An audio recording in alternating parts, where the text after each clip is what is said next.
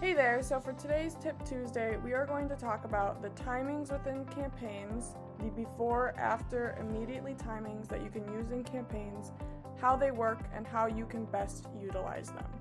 Let's get started. So first, I'm in the campaigns area of the software under marketing, and I'm going to create a new campaign, example, and we can talk about these different timings. So first, you open your campaign and you're going to add an event. Whatever event it may be, I'm going to start with an email. So this is going to be my email one, whether that's a confirmation email, a reminder, a welcome email, anything that you want it to be. And we're going to save it. So you can see that it defaults to after 0 minutes, but we also can use immediately, before, and after. So let's start with immediately. The immediately timing will be sent right when someone is added to a campaign. So it will disregard any event start date time that you will enter, and we'll talk about that a little bit later. But if anything's in here, it will disregard that and send right when someone is added to a campaign.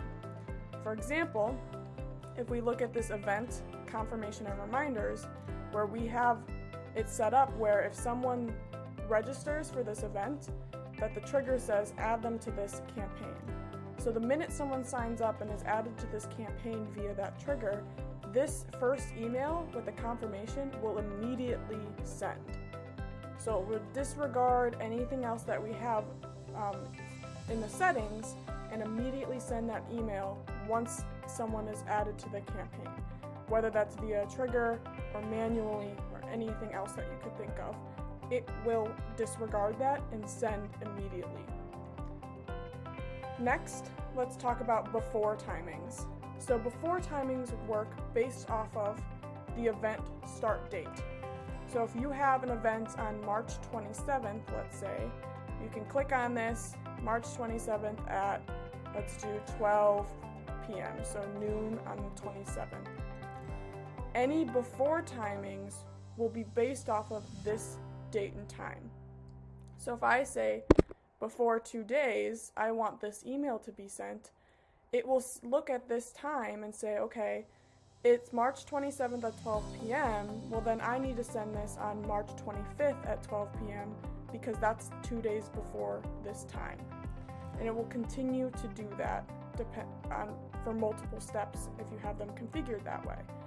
But any before timing will always be based off of this event start date. Another example for this is reminders. So within the same confirmation and reminders, we have a confirmation email that goes immediately, and then we have a few reminders to go out before the actual event. So in the campaign configuration, I have the event start date as April 20th at 12 p.m. That is the day and time of our event. Then for the reminders, I have before 14 days, before 7 days, before 1 day, and before 30 minutes. So all of these emails and texts will look back to this event start date and send based off of that. So it will send 2 weeks before, 1 week before, 1 day before, and 30 minutes before by looking off of this setting. Lastly, we're going to talk about the afters, which does not involve the event start date anymore, so we can close that. And afters are based off of whatever was sent before it. So if this was after 2 days, in this case, as it's the only email, it will send 2 days after someone was entered into the campaign. If we were to add, let's say, a text message in here, and we change it to after 4 days, let's change days, this will send 4 days after this email was sent.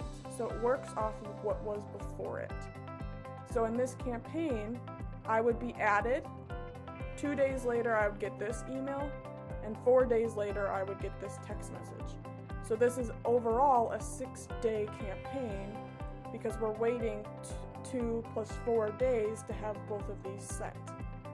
So again, just to clarify, if someone were to sign up for my event and then this was my campaign, they would get added into the campaign, 2 days later, get sent this email, and 4 days later, get sent this text message. An example of this, if we look back at our confirmation or reminder example, is this confirmation text. So the email goes immediately, right when someone signs up, registers for my event, they will immediately get this email. And then 1 minute later, they will get a confirmation text message from us about that event. So this is working off of what was before it. So 1 minute after this email was sent, right? So they'll add it into the campaign, they'll get this email, 1 minute later, get this text message. Then, going back to incorporating our before stuff, then it will start saying, okay, before 14 days, send this, before 7 days, send that, before 1 day, and before 30 minutes.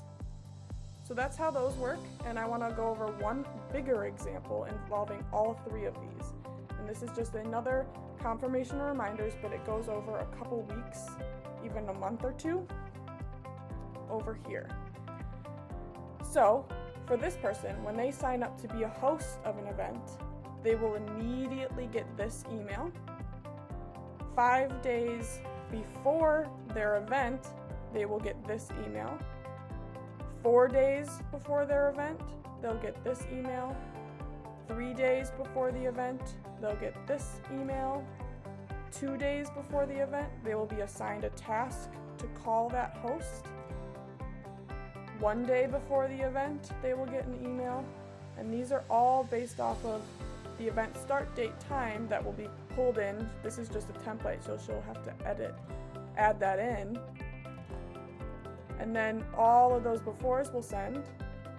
And then we start looking at the afters. So 6 hours after this text message was sent, this text message will send. 1 day after this email will be sent. 3 days later, this email will be sent. 2 days later, this text message. 1 day later, this task is assigned. 21 days after this email, and 62 days after this email. So overall, this spans over quite a few weeks, just the after part.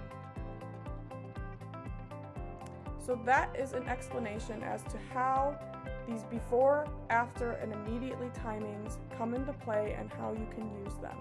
If you have any questions, please email us support@cultivatingsales.com and we'll be happy to answer. Thanks.